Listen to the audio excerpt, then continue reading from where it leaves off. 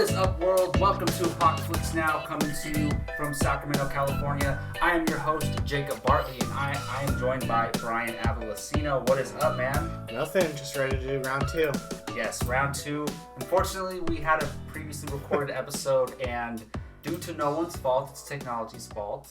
The file got messed up somehow. I don't know about it. Ask Jake. We also got Jake Berlin in the back there, handling the controls. Yeah, what exactly did happen, Jake? I don't even know. We recorded our first episode 3 weeks ago, and it was great. We crushed it. Yes. First one in the bank, right? It's been working well. Disturbing in a good way, remember? And I'm not blaming them whatsoever, but the computer updated, and everything kind of got switched around. And it has nothing. It's not because your computer. The computer updated by itself. Like the system just came out, and it screwed with what we were using, and we had to re-download everything. And unfortunately, the settings we had weren't there. Yes. And the format wasn't correct, and it just didn't fit for editing purposes, for YouTube purposes, for audio purposes. And so now we're officially back in the bank. But yes, we are recording a second episode. Woo-hoo. Awesome. So we're going to talk about all these things for a second time. But hey, maybe we changed our mind overnight. Who knows? In honor of Keith, who was on the first episode, and I'm so sorry, Keith, man, you had some great thoughts and some great discussions. But in honor of you, we'll open the episode with what is your favorite candy? Candy talk. It is October. It's, for some reason, even when it's not Halloween, everybody's just eating candy all October. Like, I have candy all at my house. Where's the bowl of Skittles, Ryan? Oh, I should have done that. But anyway, so Keith brought this up last time, but he said, what is our favorite candy? And I'll just say, mine is Sour Patch Kids or just sour candy in general. But if I have to choose one, it's Sour Patch Kids. I like sour candy. I did have some Sour Punch straws last night, which I love Sour Punch straws, but a lot of the gas stations are, when you get them from there, they're stale. Yeah. I've never had that happen before. Yeah. Do you get them at the gas station or the movie theater? Gas station. Gas station? Yeah. Yeah. So you have to go to the grocery store and get it because they're always constantly restocking. Totally. Sour Punch straws, but yes, definitely Sour Patch Kids. Yeah, I like sour candies. Yeah. I'm definitely more of a fruity candy kind of guy. I don't really like the deep dive in like peanut butter or chocolate or anything. I'll have them. Like I enjoy like a Snickers or a Milky Way or something. But it's all about Skittles for me. Skittles are for sure like the go-to. The bowl of Skittles. Yeah, it's 100%. Like I don't know what it is about them, but they're definitely the best thing on the planet as far as candy goes for me. So. I like Skittles. They're not a sour candy. They're a, I don't know how to explain it. If you put a bunch of them out at one time. They're a rainbow in a bag. They're just like a tart flavored candy. I don't even know what they are, but I do like Skittles. Yeah. Sour Skittles too. You're right. Mixing sour with Skittles. They have sours? Yeah. What? Are you serious? You've never had sour Skittles? Oh, they're the ones with the sour. I actually love the sour Skittles. Yeah, they're good. Those ones are good. Those are actually good. I'm a Twix or a Kit Kat. Nice. I like me some Twix. I love me some Twix, especially when they're frozen. Cold. Yeah. Not frozen, fridge cold. Yeah. Because frozen, it's hard to bite into. Yeah. And then caramel is hard. Pieces, I want the caramel to be like cold, sticky, and it just gets all over your teeth. Oh, God. So good. If we're talking chocolate, it's definitely Reese's Peanut Butter Cup for me. I do put them in the freezer sometimes, but they're really hard. But fridge cold is really good. Fridge cold is the best. 100%. Fridge frozen Thin Mints from Girl Scout cookies. Those are good too. We're not even talking about the coconut cookies. What are they? Caramel Delights are the best ones. The Caramel Delights, that's what they are. Those are the best ones. My God. Well, welcome to Apocaflix Candy Talk. Yeah, seriously. Or food talk. We'll do a different subject every week. All right. Well, let's move on to what we're here to talk about, which is movies. And usually we open up the show with what we've been watching lately because there's new releases coming out, current TV shows going on. Jake, I'll go to you first, man. What did we watch this weekend? Zombieland 2. But not together. Zombieland 2 Double Tap. Yeah. I've been looking for this movie for a long time. 10 years, in fact, because the first one came out 10 years ago. Wow. I jumped at the chance to see it. I saw it at a 8 o'clock showing at RPX for Regal. My first ever time in an RPX theater, which is really cool. Big sound. Nice. Comfortable chairs, not it's relaxed like chairs. Their version of XD. Yeah, but they're not foldable chairs or whatever. Recliner chairs. Yeah, recliner chairs. They're just regular old school theater chairs. They're comfortable leather, but they're not the padded theater leather. But great sound, big screen. I really enjoyed the show. The movie is, for me, I know that we have different opinions on it. Yes. But the movie is so much fun and enjoyable. It's bonkers. It's wild. Woody Harrelson kills it. I cried laughing at one point in the movie. I think it's a great follow-up to the first one. I think I said it in our first episode, but I think it's solidified itself as my favorite zombie franchise. I know that's not saying much. Yeah. It's not, but there's great zombie movies. Technically, this wasn't a zombie franchise until the second one came exactly. out, because it was only one movie. Exactly. But what would be the runner-up? I'd have to look that up. There's a lot of great zombie movies, but franchises is a whole different story. I guess 28 Days is the one that you can think of. 28 Days and 28 Days Later. Yeah. Those are considered great ones. There's only one. But I just think the tone and like the way they approach it, it has a very much like 80s feel to it. Like, and they do it with the Stranger Things. They do the Stranger thing where they do like the nostalgia factor with a bunch of different things that happen in the movie. With whether it's like this movie was Elvis. The first movie was Bill Murray, right? Like all the kinds of things that happen, and so I could not praise this movie enough. Yeah, I didn't love it, but I liked it. I wasn't over the moon about it. It was very funny. There was several parts that made me laugh. I love the Elvis sequence. Just that whole time they're at the Elvis hotel. I think it's an Elvis hotel. So hilarious with the shoes. I know you know that scene. Shoes, yeah. Shoes and good. Then when Thomas Middleditch shows up and Luke Wilson, and they're doppelgangers. But I loved the Thomas Middleditch comparisons with Jesse Eisenberg and how they were comparing their rules and the commandments. I thought that was hilarious. And actually, one of my favorite things about Zombieland is Jesse Eisenberg's rules. Yeah. And how they come up on the screen each time that they're being practiced and things like that. I love that. And we talked about this yesterday, but all right, I'm a big fan of Zoe Douche. I don't know how to say her last name. I think it's Douche. Zoe Douche. I feel bad for her, but I think it is Douche. Something like that. And I'm sure it's not that, and we're totally wrong. But I'm a big fan of her in a lot of things that she's been in. And I'd seen the trailers for this movie a million times. I did not know that was her in the trailers at all. Wild. And that's a testament to her because she's never been like that in any movie that I've seen. She's more of like the complete opposite of that character. She's very much like the cool girl, like the relaxed, like chill the more girl. chill, relaxed person. And she completely changed herself for that role. Good. And that showed me that she's a great actress. And I don't care if it's not a drama role, it's a comedic role. But who knew she could do comedy so well? Totally. She was great. But for me, sometimes I just felt they were going a little bit too far with the comedy, and maybe it's because I'm not as big of a fan as the first one, but I didn't love it as much as you did. There were definitely a few, like, we're throwing a comedy bit at you moments, and, like, to the screen. Like not like forced, but like here's a comedy bit. Like, the one thing, you see in the trailers, but the bag of weed. Like, that one scene is like, here's a comedy bit. Like, they do, like, maybe one or two of those. And it's like, I don't think that guy would be like that in this world where, like, he wouldn't be so chill. But also, where is he hiding that bag of weed? Any moment, That's what I'm saying. He pulled it on the side of the door. That, it's like... Yeah, it was like in his pocket or something. Yeah, exactly. I don't know. Yeah. I know what you mean. And I know there's probably reasons for it, but I don't like that they got rid of Little Rock. Like, I don't even know how far into the movie. 30 minutes into the movie, they found a way to take her off screen until the end of the film. And we talked about how Abigail Breslin hasn't been acting a lot lately, and that probably has something to do with it. But I kind of wanted the whole gang back together for the whole movie. That's why we came back to this film or this world, I guess you can say, is because of those four characters. I mean, it's. I guess they approach it as best as they could. Like we had said, she feels like she hasn't been around a lot.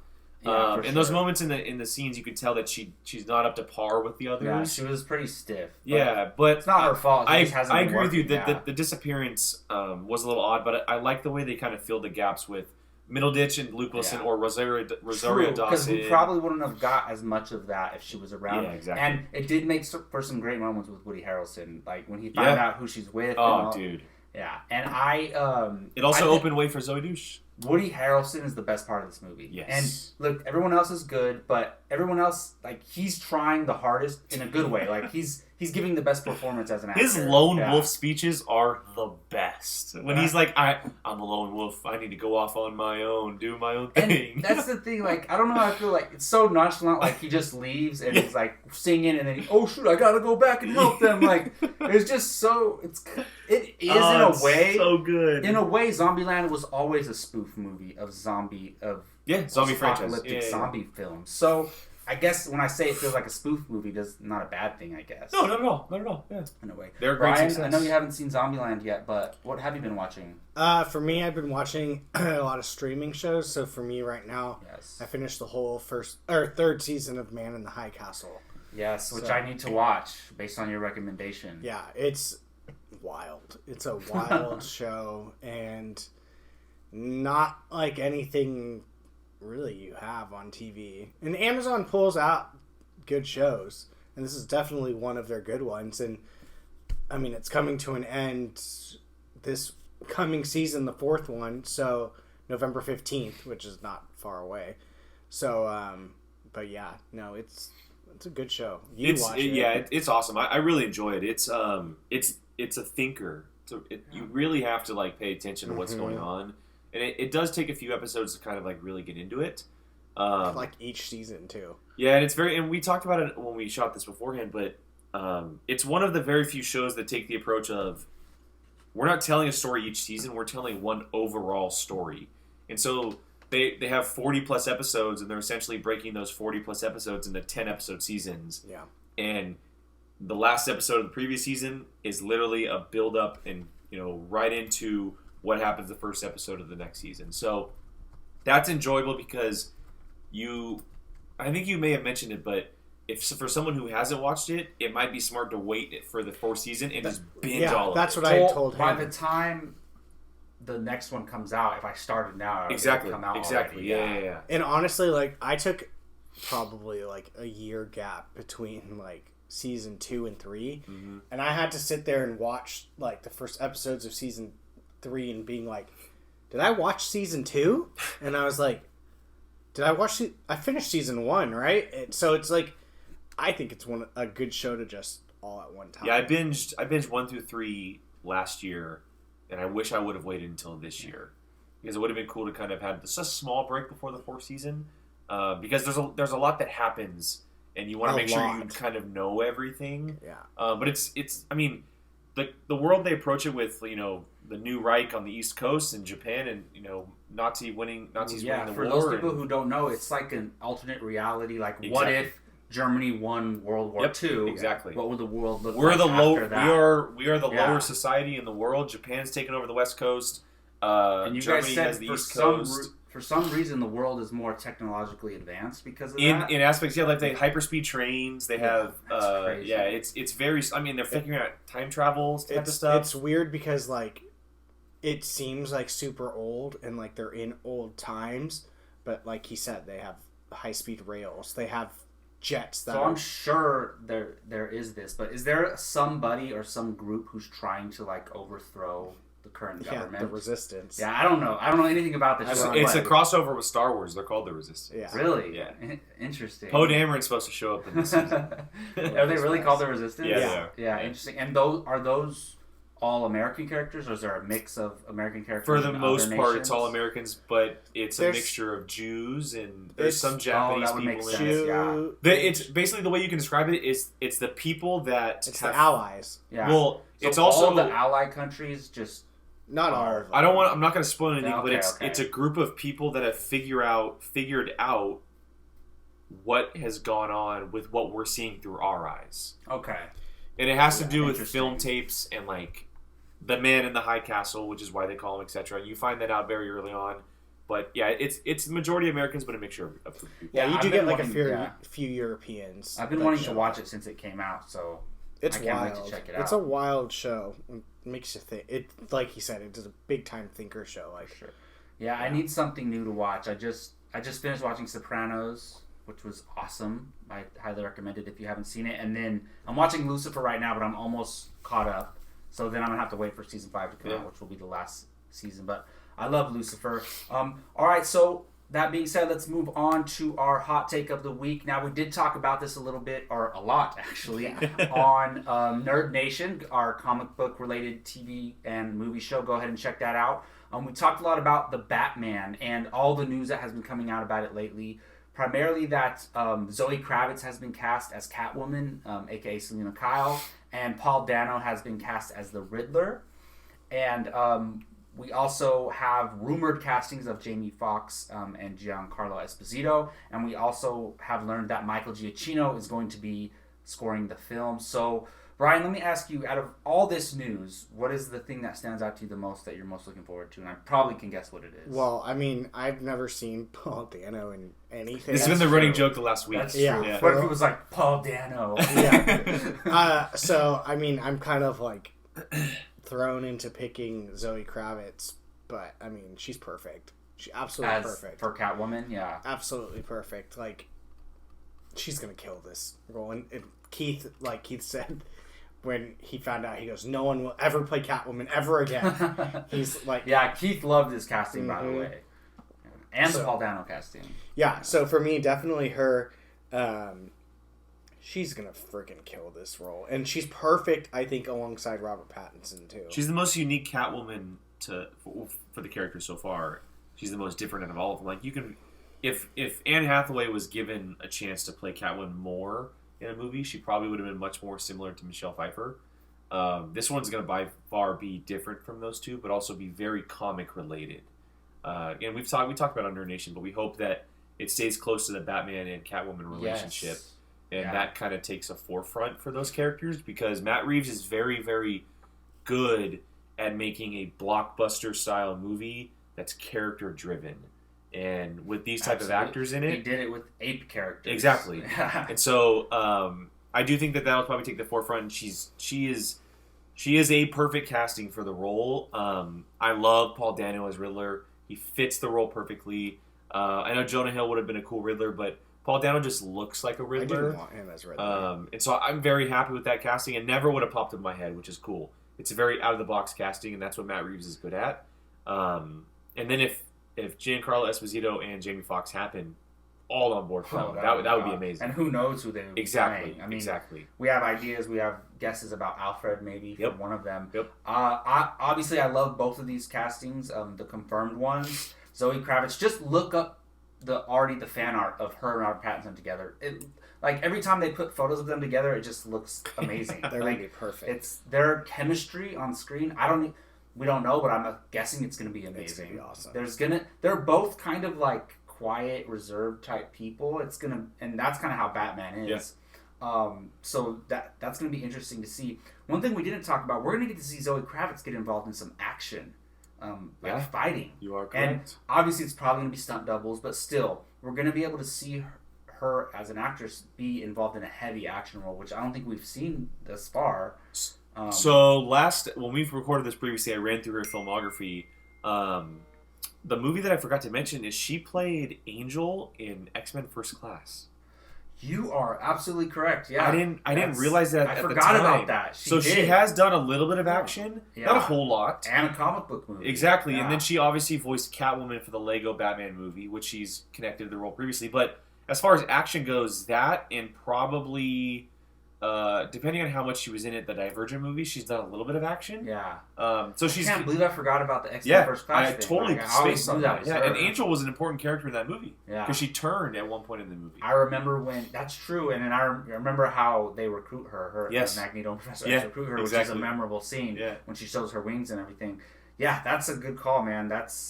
So she has been in a comic book movie, and it was a Marvel character. Exactly. So now she's going to see her have like the claws and just What do we think her costume's gonna look like? We haven't talked about that yet. Do we think it's gonna be like a bodysuit?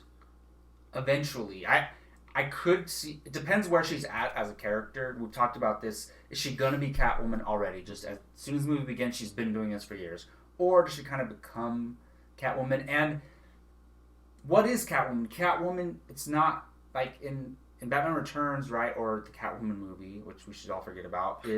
She gets powers, right? Superpowers. But she doesn't have superpowers traditionally. She's just a very skilled... She's like Anne Hathaway. She's a burglar. And she's like an acrobat, kind of, in a way.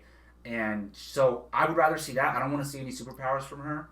Like she has cat powers or the Egyptian god's powers. No. Will her suit look more like Michelle Pfeiffer, where she has the hood that comes over with the ears? Or is it going to be more look like Anne Hathaway, where it's cut here and then she has something that goes on her head? I think it's going to look like a cat.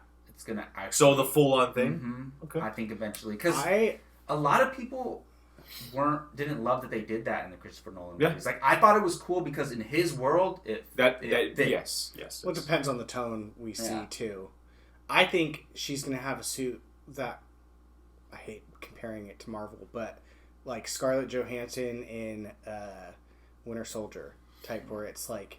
But I think she'll have a mask on, though. Oh, she'll have a mask. Yeah. She'll have I think just something that goes over like her eyes, kind of like Arrow. You know how he has like that. But I think I can totally see like almost like a normal kind of costume, like in the poster for Winter Soldier, how she's in that like full body-ish kind of suit with a belt. So no ears? No, I'm sure she'll have ears, something, but it's not going to be like. I don't think it's going to be like a sexualized, like no, like not super at all. Tight latex. But suit. I just think it'll be more comic book accurate. I do too. Than the Nolan thing, and it's like if we can have Batman's wearing a bat suit, obviously. If we can have that, we can have her in a a Catwoman suit. And regarding Paul Dano, I really like this casting, especially. The first role that popped in my head was him in Prisoners. Yeah.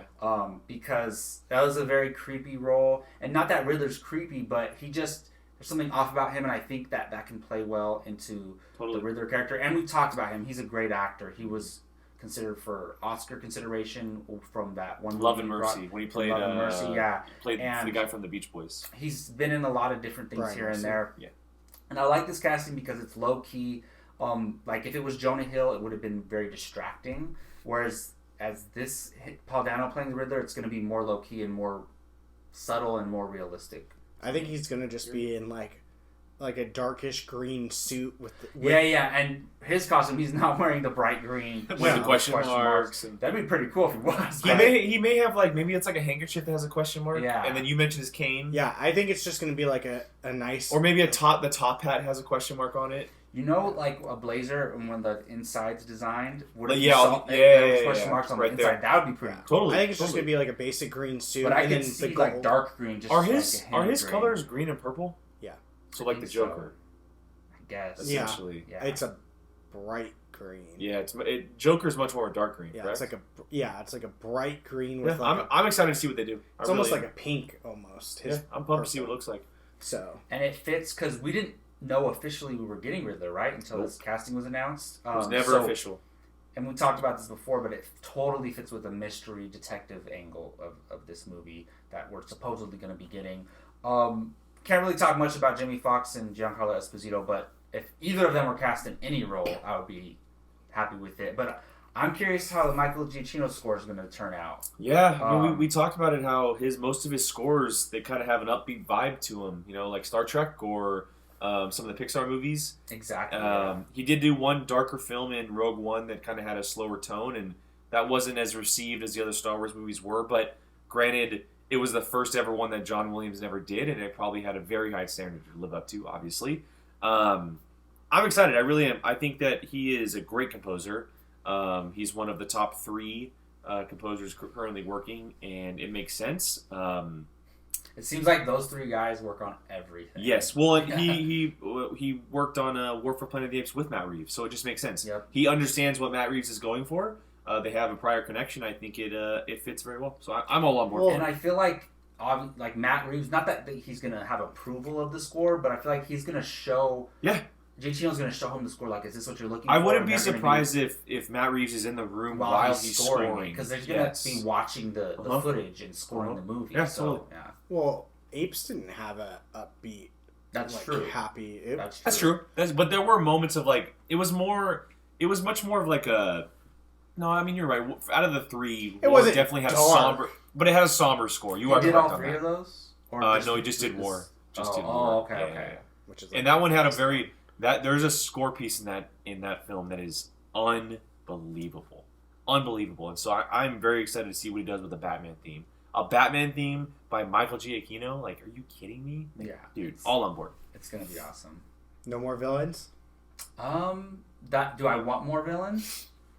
I don't know. It just depends. Like, we talk, like, if Harvey Dent's in the movie, but he's not Two-Face, yeah, sure. That's what I want. I want a looming villain. He's just a politician, and maybe him and a setup. Bruce Wayne have a relationship, but he never gets close to becoming Two-Face. You know what I would love to see? I would love to see essentially what they did in Batman Begins. An end scene where they show the Joker card, but it's a different villain, not Joker. They tease him for the next movie. Yeah. Or maybe they show the villain doing something, and it's like, that's what happens next. And there's so... I wouldn't mind Deathstroke. I would love to see because I know he was going to be the villain in Ben Affleck's Batman movie, but they scrapped that and they're doing this. We've never seen a live action movie of him. Every time now I hear Deathstroke, I think of our Nerd Nation where we said put Arrow in this Green Arrow in this universe. Oh, I know, yeah. Those two together.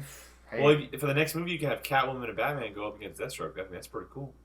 Yeah, and the thing with Batman is you want the right fit of a villain, right? Like you don't want, just for example, like you don't want to throw Lex Luthor in there or Doomsday or something in a Batman movie. Or like Zod or something. Yeah, exactly. You want a villain that fits. And especially, I think this is going to be not like Nolan, but it's going to be more grounded than a lot of the other It'll be in between Nolan's movies and Man of Steel. Yeah, exactly. It'll have a very similar obviously, tone. Obviously, Man of Steel has superpowers in it, but it's very comic booky as well. Mm-hmm. But that's a good call. I wouldn't mind like a Victor Zsasz character, just where it's. Well, he's a Birds of Prey though. That's why. No, I know, but I'm saying like that type where it's just almost like a bounty hunter, I think the Falcons could probably show up. Maybe the Falcons are going to be a looming part of the series. Yeah, and who knows? Like, because Riddler's not going to physically fight Batman, right? I mean, they could make him. They really could. They could, but that's traditional. Paul Dano doesn't look like the fighter type. It could be a situation like a Deathstroke is working with the Riddler. He hires him. Totally. And because is Batman only going to fight henchmen that Riddler hires? I don't think so. No, there's going to be someone else. I wouldn't be surprised if he kidnaps Catwoman. And like we rarely get Batman actually fighting Joker, or actually fighting Riddler, or actually fighting Two-Face because they would never be able to fight him one-on-one. Like in the Dark Knight, the Joker has to what does he do? He messes with his eyesight or something. Yeah, he'll mess with the technology. That's the only way he was able to fight. If it was just one-on-one straight up, Batman would defeat almost any super smart mortal human on Earth. But yeah, no, I'm cool. I think now that I think about it, I think there will be one more villain that we know of who can physically fight Batman. Whether it's a Bane or a Deathstroke. In this one? Yes. Because I don't think Riddler and a bunch of henchmen is enough for... Because we want to see Batman kick some butt, right? Just on henchmen, regular henchmen? I don't think so. That's where you can pull in like a Victor Zsasz. And I'm sure there's a ton of characters that I'm not even thinking of who could be. I was literally just thinking, it doesn't even have to be a Batman guy. It can be from any of the ranks. Someone who got hired by Riddler that sets up something down the road. Someone who's like, just for example, I don't think they would do this just because recent from Suicide Squad. But what about a Deathshot or Deadshot? Right? Deadshot. That would be pretty cool if Deadshot was working for Riddler, totally, or Deathstroke was working for Riddler, something like that. I think that would be awesome. I would love to see something Deadshot. Like Firefly, or like a Bronze Tiger. They're in like any of the villains in Suicide Squad. Mm-hmm. The Suicide Squad, they could literally pull one of those characters from James Gunn's movies and put him in this if they really wanted to. Because even though I didn't love Suicide Squad, I do like that scene with Deadshot and Batman, and I would have loved to see more of that. I would have loved to have seen him be the bad guy in Ben Affleck movie, but we'll never see that. Because Deadshot I think he can physically fight too. He's better with guns, obviously, but if Batman has a way to just block his bullets, then they could have a pretty good fight there. Totally. And Batman doesn't use guns, so there's that kind of... Ben Affleck might. Ben Affleck does. All right, traditionally Batman doesn't use guns, but Batman and Batman v Superman tons of guns. Yeah, I feel you. Tons of guns. All right, guys. Well, we are looking forward to the Batman. Obviously, I'm so excited for it. You didn't even mention Jeffrey Wright playing Commissioner Gordon. Well, that's been already cast, right, as well. But yeah, that's another just awesome name to have. So obviously, we have Pattinson, we have Jeffrey Wright as Jim Gordon, which is amazing, and we have Kravitz and Dano. I wouldn't mind seeing the young Barbara Gordon in there somewhere. Who knows? This movie's not done being casted yet, there can be some pretty cool things coming forward. All right, well, moving on to our buy or sell segment where we take trailers and movie news stories and we say whether we buy or sell them, meaning do we like it or not like it. So for trailers, we're going to name about 5 trailers and we only get to choose 1 to buy, which means we're selling the rest. We have the DOLITTLE trailer starring Robert Downey Jr. We have the Lady and the Tramp trailer, the Bombshell trailer, and the trailer for Marriage Story. So we've all seen all of these trailers. Brian's, which one are you buying over all the rest? I'm buying Bombshell hard. That movie looks so wild, and the cast is amazing. And if it wasn't for Star Wars, that would easily be my #1 movie for December. Like, no question. That movie looks amazing. Like, I cannot wait to see that movie. With those three, those are probably almost like three of my they're top they're five, arguably top 10. three of the top 5 working actresses right now. Yeah, I mean, Nicole Kidman's probably in my top 10. Charlize Theron and Margot Robbie are easy in my top 5. So it's like, it's wild to think like they're all going to be in one movie. And it's funny because you mentioned in the other one that the director does comedies. Yeah, Jay Roach. He does a lot of different style comedy. He did the Meet the Parent movies. Yes. He did all 3 Austin Powers. He's done a couple others, and then he did Trumbo. So he switched very quickly, and then this was his next movie. So, and Trumbo had some comedy in it. I expect this to have a little bit of comedy, not a lot. I'm buying this, by the way, too. I think the comedy is going to be like how the trailer opened up with Kate McKinnon. So that was my first thought, is because this is obviously a very serious subject matter, right? But the trailer came off as comedic to me. It was a very lighthearted trailer. 100% was a lighthearted trailer. I think the movie's going to be darker than the trailer. I think you mentioned it, but it's similar to The Big Short. Yes. Yeah. Very, very similar. And a lot of people thought Adam McKay directed this. I could totally see that. It looks like an Adam McKay movie, and I'm cool with that. I really am. But if they touch on everything they need to touch on with this movie, I'm happy with the tone they do. But it looks phenomenal. The actresses involved, crazy. And Charlize Theron looks like the prosthetics involved. It's insane. I didn't even know that was her until because I didn't read the cast list before I watched the trailer. I just started watching it and it said Charlize Theron. I was like, wait a minute, what? That's Charlize Theron? I thought it was just some other actress. The movie looks great. Her. It looks so good. Yeah, it really does. And Nicole Kidman and Margot Robbie are both Australian actresses. I think, is this their first time ever in a movie together? Probably. I'll look it up. So. Yeah, I'll look it up. But yeah, no, I'm obviously excited for that. Nicole Kidman is actually my favorite actress of all time. I freaking love her, and those other two are amazing. You know, Margot Robbie's still young. She's younger than us, so she's still. Margot Robbie is 29. Is she? Yeah, she's a little older. Oh, I thought she was younger than us. Oh, she's interesting. Yeah. How old are you, Brian? 30. She's old. She's younger than some of us. That's what I meant. Man, sorry, that's you're not far. So that's great. But anyways, yes, absolute amazing cast. But like I said, I didn't love the trailer, but I am excited for the movie. Out of all these movies, the Lady and the Tramp one really got to me because it just reminded me of my childhood, and it had that special Disney feeling, and it also reminded me of how excited I am for Disney Plus, because right after the title shows, then it shows the Disney Plus logo, and I don't love any of these trailers per se. Like I'm excited for all 4 of these movies, but I didn't love any of these trailers. I liked them all, but Lady and the Tramp is definitely the one out of all these that I'm buying. The Dolittle trailer is interesting. That was Keith's pick. That was Keith's pick, which is shocking. I'm curious about that movie because we talked about it before, but what is it going for? Is this what the original source material is like? I don't really know. Yeah, we looked it up. It was based on it. Well, it's not, we don't know if it's based on it, but there is an original book from the early 1900s called The Dr. Dolittle Story or something like that. So it could very well be based on that. But it just looks like they're giving him an origin story, which is I don't necessarily know if we need. So yeah, it didn't look like an origin story to me, to be honest. It looked like a Greek epic with Dr. Dolittle, and I'm like, I mean, you have Robert Downey Jr. involved. It makes sense. It's almost like it almost felt like a Peter Pan style movie. Yeah, the big ship something and like that. The different style because world. It reminded me of that.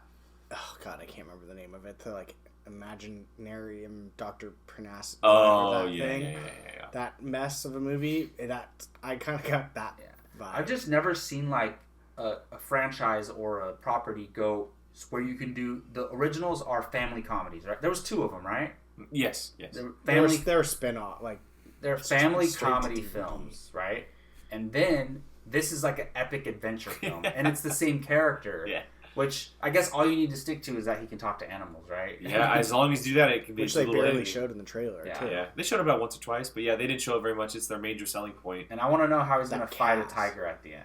Seriously, that's going to be interesting. The cast though is unreal. The voice cast. Cast is unreal. I wonder if because the animals in this trailer don't look nearly as good as like Disney's Jungle Book movie, right? I wonder if they did mocap for these. I'm curious. Probably. Yeah. I would say in the scenes that maybe it looks a little bit better, and maybe the action scenes probably not. Obviously. Yeah. So. Okay. Interesting. Well, there you go. I bought Lady and the Tramp. These two guys bought Bombshell. But either way, you can't go wrong with either of those. Yeah, he did. Oh, you did? Oh, okay. Thanks for listening. You want to talk about Marriage Story a little bit? I mean, I know that was your runner-up, right? It was my runner-up. I forgot. Yeah, this movie's getting buzz. Has been getting buzz for a while now. And Adam Driver, Scarlett Johansson. Very, very dramatic film. It's all about divorce with kids and living in a household with parents who are going through a rough time, obviously. It looks phenomenal. It looks like it's going to break your heart in moments. I'm kind of scared to watch this movie. Yeah, seriously. It's going to be a tearjerker. It's going to end up like, what was that movie? The Breakup, where it's like not a happy ending, but you're okay with it. Yeah, I mean, and we know what Adam Driver and Scarlett Johansson can do. We've seen them in big budget movies the last 10 years or whatever, but they're both incredible actors.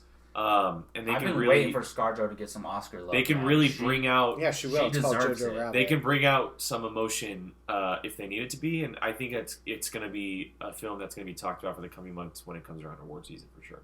I really do. And it's a Netflix movie, which is awesome. Yep. And we kind of saw Roma break that trend last year. And I think it's getting an early theater release too, which helps it. It's like first week of November. So it said in theaters, and then on Netflix a few weeks later. Yeah. It was early November for theaters, early December for. So they have to do that for Oscar consideration. Yeah.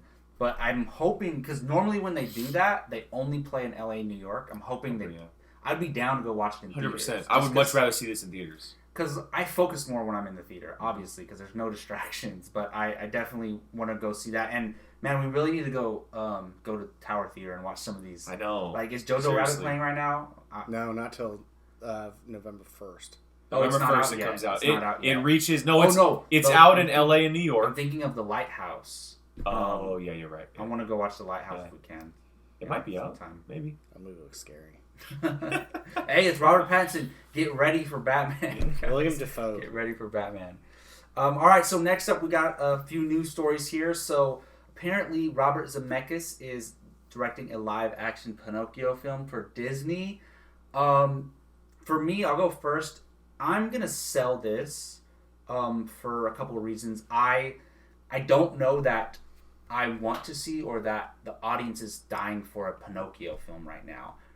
That story's been told so many times, and we've gotten live action versions of it, we've gotten animated versions of it, and it's just one of those stories that everybody knows, and I want them to tell the stories that people aren't as familiar with first, and then maybe go back to those. Like the Black Cauldron. Yeah, something like that. Or even like Atlantis. Something like that. Atlantis, man. Make that movie. Make that movie. Or even that movie would be wild. That'd be such a good. We've seen tons of Hercules movies, but not like Disney's Hercules. No, we've never seen a Disney's Hercules. It's so unique. It would be a straight adaptation of that movie, which would be really cool. And that movie better go to theaters, not Disney. I pretty hope so. Well, we talked about this. This could very much be a Disney Plus movie. But. Keith's not here. Keith's not here, and he made a good joke that Tom Holland's going to be Pinocchio. Oh yes, and Robert Downey Jr. plays Geppetto. That would be so hilarious. Yeah, so he made a good joke on when we previously recorded, and we'll make sure we put that in there. See that. I'm going to buy it. I am going to buy it. I think Zemeckis is the correct type of director to direct this film. He's had a little bit of a stretch that his movies have been great, like they were in the past, but he has that ability to do so. I think that if they put it on a grander scale, it could really work and maybe twist it up a little bit like Aladdin did and not do a direct remake like The Lion King and give a new little spin on it. I think it'd be a lot of fun. And I threw this on when we were previously recorded, but I do think that the perfect choice for Geppetto is Tom Hanks because they've worked together plenty of times. Awesome. He was rumored at one point. That would be awesome. Yeah. I'd buy it though. Jiminy Cricket is from Pinocchio, right? Yeah. Who's going to play Jiminy Cricket? I don't know. But... that was also one of the reasons why I was selling it, because Zemeckis... Eddie Murphy. No, not Jiminy Cricket. Hilarious. Eddie Murphy needs to come back for the voice of Mushu. But they're not doing that. But I know. But Zemeckis, if you look at his filmography, like the last great thing he directed was probably Castaway. Unless people consider Polar Express. A lot of people like Polar Express. But Castaways that was 2000. So, and obviously he's one of the greats of all time. Back to the Future, a ton of other movies. But I'm not sure. I'm not going to be dying to see this when it comes out. Yeah, I'm not really dying to see it either, but I think it's a cool call. Yeah. So. I'll buy it if it's like, I'd rather see this on like a Disney Plus than rather go to the movies and see it. Yeah. Well, I mean, it depends, I guess. Depends how they do it. If it's very low key and just they're walking around the town and small, then Disney Plus. But we talked about the whale stuff in the source material, I guess. And if they go that route, like epic wise, like Pinocchio goes on a journey. Yeah. Then I could see it theatrical. It'll be interesting. There's much more Disney stories I'd rather see than Pinocchio first. So that's kind of where I'm at with it. I'm with Jacob. I want them to touch something that's not recognizable. Yeah. Like Fox and the Hound. Ooh. No. And make it theatrical. No. You can't put both your dog movies on straight to Disney Plus, That's alright? Oh, that would be so hard to watch. Why? Don't ever do Bambi. Don't ever do Bambi. You already know they're going to. That movie's going to break hearts. You know they're going to do Let's Bambi. move on before I start crying. So, alright, Fox and the Hound has sad moments, but it's not that sad. It's not Bambi sad. Happy, but yeah, so we'll see. Alright, next up we have John Krasinski and Ryan Reynolds are teaming up to work on a fantasy comedy, which they will both star in, and John Krasinski will write and direct. I buy this 100%. Who doesn't buy? Yes, Buy. this is amazing. Well, anything John Krasinski's directing and writing. Yeah, and what's funny about it is he's only directed one thing. We're all losing our mind over it. I know. And fantasy comedy, I think there needs to be more of those. And I said I hope it's like another Stardust movie, something like that. It's not going to be exactly with like these that. two in it, though, it's just like, how can you funny not when be I excited? first heard this, I thought they were doing a comedy about fantasy football, which that would be amazing. I would almost rather see that. That would be amazing. Can you imagine, like, oh, God. It would definitely be rated R. Oh, it would have to. It would be so You know funny. what they should do, and this is totally off of tangent, but in Krasinski's not involved, but you know that fantasy football league that all the Marvel stars have? They should do. The Russos should direct a movie of fantasy football with all of them in it. It'd be so funny. And something happens that goes all crazy. Ryan Reynolds is there, Karen Gillan, Chris Pratt, Chris Robert Downey Evans, Jr. Robert Downey. Like, oh my goodness! Something like This Is the End, where they're all playing themselves. Yeah, and exactly. Something goes wrong. We just made a movie. They're all like just made a movie. hiding from the feds and stuff. Like, we need to call Warner Brothers or Disney or somewhere. Dude, right It would now. be so funny. Let's cut this out of the video. And we gotta save our idea. Man. Yes, Let's write a script. Seriously. This whole thing was by something credit. God. Man, how does that come into play? Brought it up. That's our first made-up movie on camera. Is the what would it be called, man? Oh, we'll think of a title later. I don't know, but it's like we all said. Who's not going to buy this right now? I mean, those two together are going to be perfect, and it's going to be hilarious. And I guarantee you, they will find one or two more actors that are going to be perfectly hilarious to be with them. Their wives or whoever, something. What ends up happening a lot is because actors, a lot of them are all friends, so it's easier to get them to be in movies. So they're gonna get whoever they want to be in. I would love to see Krasinski, Reynolds, and then you accompany them with Emily Blunt and Blake Lively, their wives. That would be amazing. I guarantee you they're both gonna be in it. That'd be amazing. I guarantee you. That'd be so cool. Even if it's just like a cameo or something. That'd be really cool. They'll both be in it. Yeah. All right, so for our last buy or sell subject of the week, we have The Matrix 4. It's adding another cast member, or a couple cast members. They added Neil Patrick Harris and Jessica Henwick, and Jada Pinkett Smith is rumored to return, correct? Yes. Yes, so, Brian, these two castings... Why are you coming to me? Just castings. Just castings. Sure. So we can get it over with, and then Jake and I can talk about it. Yeah, pretty much. God, I haven't seen any of the Matrix movies. Okay, what? Shocker! This is like the fifth time we've talked. Don't worry, he's gonna watch the first one by the next episode. Yeah. Okay. I had a shocking realization last episode, or the one we recorded that got messed up, that Brian hadn't seen The Matrix. I knew that, but it just hit me. I was like, what? And Keith said it perfectly. It's the new Top Gun. Because you haven't seen of Top our Gun. group, it's the new Top Gun. There's more than Matrix is a classic, dude. It's a classic. But I mean, we talked into this. I know the general premise of. He's not even gonna watch the first three. Just go watch 4. Yeah. But I immediately, when I heard Neil Patrick Harris cast, I immediately thought of him as the bad guy, the agent. The agent. Is it Agent K? Is that what it is? No, it's Agent Smith. It's Agent Smith. Agent Smith. So it's Agent Smith. Yeah, you're right. I don't see him being Mr. Anderson. Yeah, I don't see him being funny. I don't see him, but he could play like a solid like bad guy, I guess. Yeah, for sure. So, I mean, we've seen him in a suit he wears a suit all the time. So it's How I Met Your Mother. Yeah. So it kind of fits with the Agent Smith stuff. He's always wearing a suit, and there's a ton of them. And then who's the other person? Jessica Henwick. Perfect. Yes. She's. And this isn't a lead role, by the way, too. She needs to be in more stuff. She was in Star Wars. She finished her Iron Fist run. I'm talking about what was her character's name in Iron Fist? Colleen Wing. Colleen Wing. Iron Fist. She's in a new movie coming out this December with Kristen Stewart called Underwater. Oh, okay. She's in that with We've seen trailers for that. Yeah, so she's in that as well. So her name's popping up more, and we'll probably see her in The Rise of Skywalker because she was with Snap Wexley in that squadron, and they went off into space. So she'll probably end up being in Star Wars as well again. I love. She was the best part of Iron Fist, in my Absolutely, opinion. yeah. 100%. So, and they left us off on the worst part because she was becoming the Iron Fist. Yeah. So. But yeah, I'm for someone that doesn't know anything about it. Like, sure, I'm down for. I buy it 100%. It makes sense. I think they're very unique castings, but they really work. This cast is pretty strong, diverse, and unique. We have Keanu and Carrie-Anne Moss coming back. We have Yahya Mantine coming back, or not coming back, but being cast in a lead role as well. You have Jessica Henwick, and then you throw in Neil Patrick Harris, and then possibly bring back Jada Pinkett Smith. Sounds awesome. It sounds really cool. The movie up in the air, obviously, because Lana Wachowski hasn't really made anything great since The Matrix. But I think if they're able to kind of capture the magic again and bring Keanu back in the Keanu-sans, I'm all for it. I really am. Excuse me, the what? The Keanu-sans. Oh my god, it's a thing. It's a thing. Definitely a thing. I 100% buy this. I'm a huge fan of Neil Patrick Harris. I mostly due to How I Met Your Mother, but I like him in a lot of things that he's in.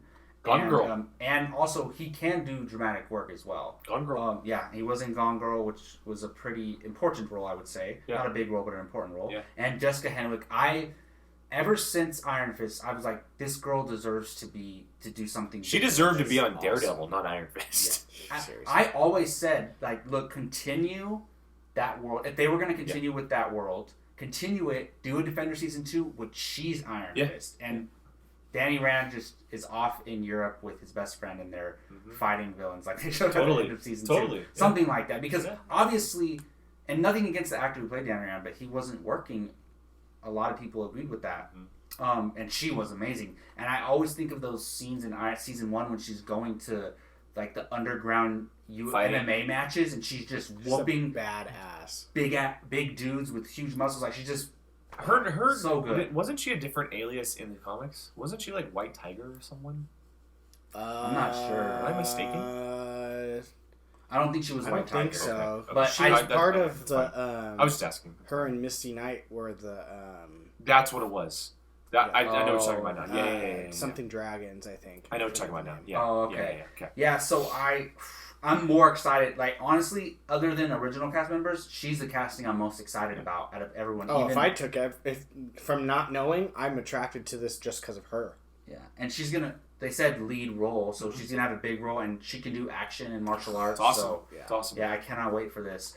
All right, well, to wrap up the show, we're going to talk about things we're looking forward to. This includes new theatrical releases, any streaming movies coming out, any shows that we're looking forward to. As far as new releases go, we have Black and Blue, The Current War, and Countdown. Let's talk about these, and then we can talk about some TV. So, Jake, out of these three movies, Which one are you going to see over the other two? I think that out of the three, if I had the choice out of the three, I would choose the current war. I like history. I really like history, and this type of stuff really interests me. With Tesla and all of those guys doing electricity back in the day and everything. And then the cast is bonkers. You have Cumberbatch, you have Tom Holland, Nicholas Hoult. So the cast is really strong. We talked about it. It's interesting they're naming it the current war, the director's cut. Yeah, that's which I don't know really what that odd, means. Yeah. But hey, I'm all for it. Black and Blue looks really cool too. I think it looks like a cool cop thriller, and Naomi Harris is a really strong name. I liked her for a long time, and she just got cast as Shriek in Venom 2. Yes. Which is a big deal. And Countdown just looks like another dumb horror movie. So I 100% agree with you. Can we just remove Countdown from the theatrical release? No offense to anybody, but that movie, I saw the trailer. I didn't even know it was coming out, first of all. Yeah. No, I'm not going to go see that. I bet you'll go see it. I'm not going to go see it. But I didn't even know it was coming out. Yeah. And then it played before Zombieland. Yeah. I couldn't believe what I was watching. They seriously, I mean, I guess we got a movie of, oh my goodness. They make movies about everything. All right, I hear it's getting great reviews, then I'll go watch it. But that's like anything. You went and saw The Escape Room. You are going to go see this. I'm not going to watch this movie. I hated this trailer. I think it's so stupid. We can literally make a movie about anything these days. But Would you download the app? No, I wouldn't. First, no. What kind of question is that? I'm superstitious about those kind of things. Yeah. I would not do that. Why would you download an app that tells you when you die? No, some people. There's a website you can go to. There is a website. See that? Like, it's true. Just look. Even if you're not superstitious and don't believe in those things, just avoid them anyway. What's the point? If they are real, then you avoided it. There you go. My words, he will go. I might have just saved someone's life today. But out of these three movies, the current war for sure, absolutely. Yeah. Are we all three? I think. I think so, but. Black and Blue looks very interesting. I like the trailer. I saw the trailer for the first time before Zombieland as well, and it looks really good. And it's a thriller, and it's one of those thrillers where like you're gonna be worried the whole time until she ends up safe. It's like I like that they partnered with Tyrese, a guy who's been there before and done these type of movies, and he's not a cop in the movie, and so that's gonna be creating. I like the concept because when I saw the poster, I saw them two, and I thought they were both cops. I was like, oh, it's a buddy cop movie, like thriller. Yeah. But then the way they played it, like he's a thug on the streets, and she needs his protection because there's dirty. And cops Frank Grillo's in it too. Yeah. Frank Grillo's a great bad guy. He always is. I just feel like he's the same character from Winter Soldier. 100%. But hey, I take it all day long. I would take it all day long. Yeah. Oh, totally. Yeah. And a lot of people say if it weren't for who plays Punisher right now, John Bernthal. Like if it weren't for John Bernthal and he probably Frank Grillo wasn't already in the MCU, he would have been Punisher. He would have been a great Punisher. They're very similar. Absolutely. I definitely choose the current war as well. Oh, easily. I echo Jake with I love the history. Yeah, me too. So and the cast is. Yeah, you'll still go see. I'm very interested in seeing Tom Holland in this movie, man. Me too. He's popping up in some very interesting movies, like movies that we didn't expect him to. Like the current war. Yeah. He's going to be doing Uncharted, which is another movie that you're like, oh, it's cool. I like that. So I'm excited to see him in this. Cumberbatch obviously can always do these type of movies, and then Nicholas Hoult, he deserves a lot more credit than he gets as well. So looks good. Yeah, for sure. All right, any TV shows? I mean, we got the Arrowverse shows. Watchmen next week. Watchmen. So this is recording on Sunday. Oh, it's already out. It'll come out. Today. Plug it. We'll plug it right now. This comes out on Mondays. We recorded over the weekend, so Watchmen will be on our next episode. We'll do a cover for it, a little review or something.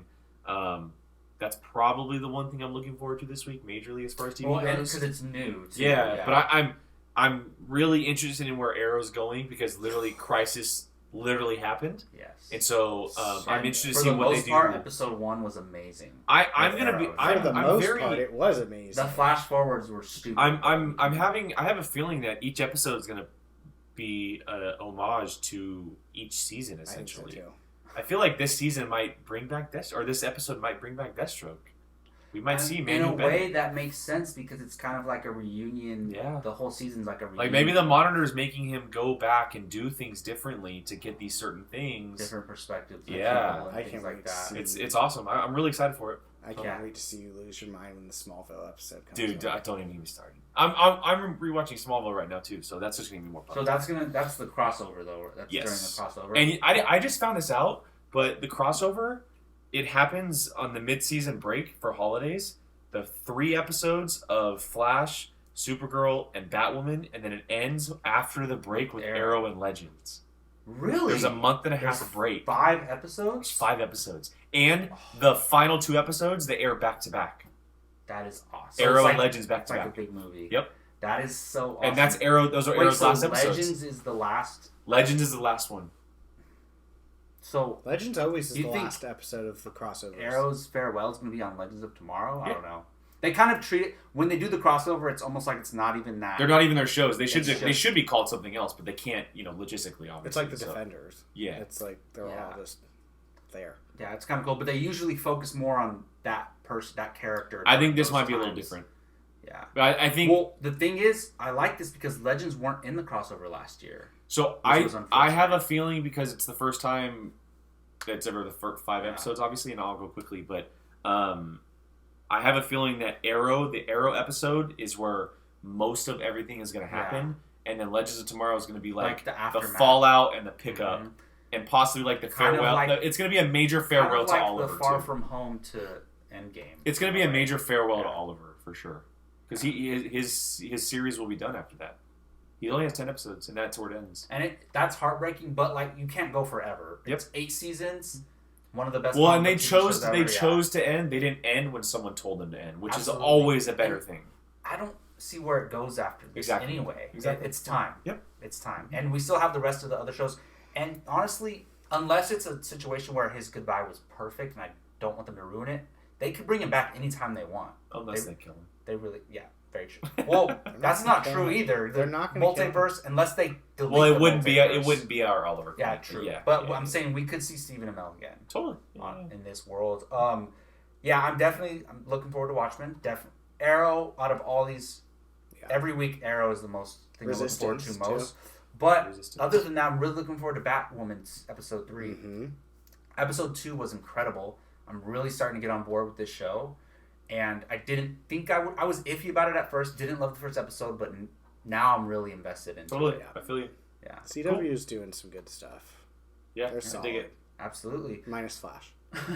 All right, well, that's going to wrap up Apocaflix Now for now. Thank you all for joining us. I am Jacob Bartley. Don't forget to check out. We're doing a Star Wars. Great plug. Yes. A Star Wars: The Rise of Skywalker. When this comes out, it'll be tonight. So. Tonight, actually, we're recording on Sunday here, but you'll be watching this on Monday night if you watch it the first night it comes out. And tonight we will be doing a trailer reaction to Star Wars: The Rise of Skywalker. I keep wanting to say The Force Awakens. I know, but The Rise of Skywalker, the final trailer they're saying, and just like we talked about, they have been marketing it like crazy. Watch Monday Night Football in order to see this. More than likely we'll have the reaction up tonight on Monday. Tuesday, we're probably going to shoot a breakdown of the trailer directly afterwards for those of us who are here. And then we'll talk about it on Padawan. And then Padawan is this week as well. Honestly, you probably won't get my thoughts until Padawan because I won't be here Monday night. But we will be doing a trailer reaction, so please come back to check that out. Again, I'm Jacob Bartley. Thank you to Jake Berlin behind the controls over there. Brian Avalosino. Thank you all for watching. We will see you all next time. Hey everyone, Jacob Bartley here. Thanks for watching. If you want to check out something similar from Apocaflix Movies, click this video up here. If you want something a little bit different, check out this video down here. If you haven't done so, please subscribe to Apocaflix Movies and let us know your thoughts in the comments section. We always love to hear from you. Thanks for watching.